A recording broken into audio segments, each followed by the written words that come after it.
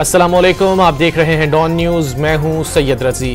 खैबर पख्तूनख्वा में क़याम अमन और पुलिस की इस्तेदाद बढ़ाने के लिए क्या इक़दाम किए जा रहे हैं? डॉन न्यूज़ के नुमाइंदे जाहिद इमदाद इस वक्त IGKP के हमरा मौजूद हैं, उनसे मजीद जान लेते हैं। जाहिद, बताइएगा कि मजमूई तौर पर फोर्स की अमन व अमान के लिए क्या पॉलिसी रहेगी?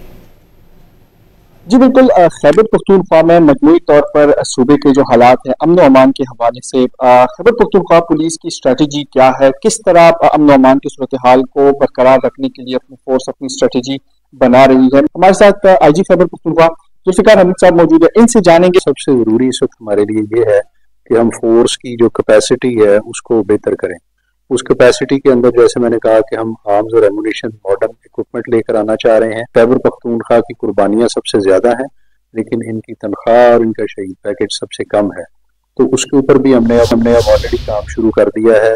समरीज इसके ऊपर मैंने बना के प्रोविंशियल गवर्नमेंट को भिजवा दी हैं कि तनख्वाह को भी हार्ड एरिया के साथ जो उसके बराबर किया जाए, सबसे अच्छी की जाए, और दूसरा जो शहीद पैकेज है वो भी पाकिस्तान में सबसे अच्छा होना चाहिए। हमारे शोधा सबसे ज्यादा हैं पूरे पाकिस्तान में। तो सिक्योरिटी के पॉइंट ऑफ व्यू से जहाँ पे इंफ्रास्ट्रक्चर में कमी है, चौकियां थाने जिन पे हमें डर होता है कि हमला हो सकता है, उनकी इंफ्रास्ट्रक्चर को इम्प्रूव किया जाए ताकि वो अच्छी तरह से रेजिस्ट कर सकें, फाइट कर सकें। जी बिल्कुल, मुख्तलिफ जो इस वक्त इकदाम है वो लिए जा रहे हैं असलहे की अपग्रेडेशन के हवाले से। इस समय जो तनख्वाहें हैं उस पर काफी फोकस किया जा रहा है खैबर पख्तूनख्वा पुलिस की जानिब से इस वक्त। जी बहुत शुक्रिया इन तफसीलात के लिए।